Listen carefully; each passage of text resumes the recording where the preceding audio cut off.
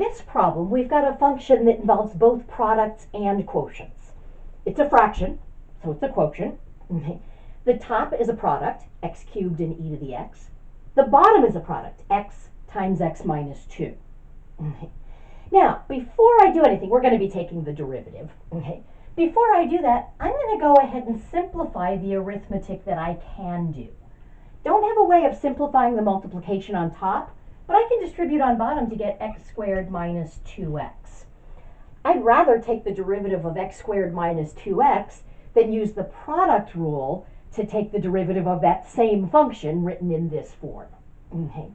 So I still do have a product on the top, so I am going to need to use both product and quotient rule. So what do I start with? Well, I'm taking the derivative of the whole thing. The whole thing is the fraction. The multiplication is just part of the top. So when I'm dealing with the top of the fraction, that's when I'll be dealing with the product rule. But the whole thing is a fraction, so I'm using quotient rule. So y prime is going to be low, that's x squared minus 2x, d high, that's times the derivative of x cubed e to the x. And when I come back to evaluate that, I'll know that I need to use the product rule. Minus high, x cubed e to the x, d low, the derivative of x squared minus 2x, all over x squared minus 2x quantity squared. So now let's go back and evaluate the d by dx's. So y prime is equal to x squared minus 2x. Now here I'm going to be using product rule. Product rule is going to give me something with two terms. Both terms are getting multiplied by x squared minus 2x. So before I even write anything else, I put these brackets down so that I remember I'm treating this as one quantity that's getting multiplied by that. Product rule is going to tell me to take the derivative of x cubed times e to the x plus x cubed times the derivative of e to the x. So I'm still going to have to go back and do some d by dx's there.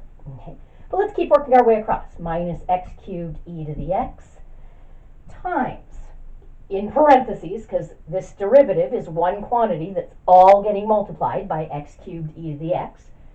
Derivative of x squared is 2x, minus the derivative of 2x is 2. All over x squared minus 2x quantity squared. Okay, let's see.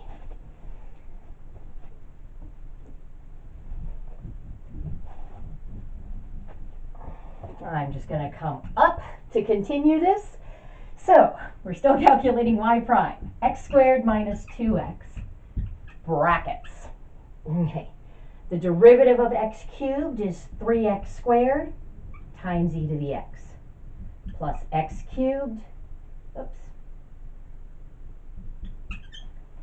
derivative of e to the x is e to the x, minus x cubed e to the x times the quantity 2x minus 2, and that is all over x squared minus 2x quantity squared. Could I simplify further? Certainly. I could multiply out the things on the top and combine like terms. I'm actually going to stop here. It would depend what I was doing next. If I was doing something like plugging in a number, it might be just as easy to keep it in this form and then do all the simplifying once I've got numbers instead of algebraic expressions. If I were taking a second derivative, it would definitely be worth doing the algebra to get a simpler form before I took the derivative again.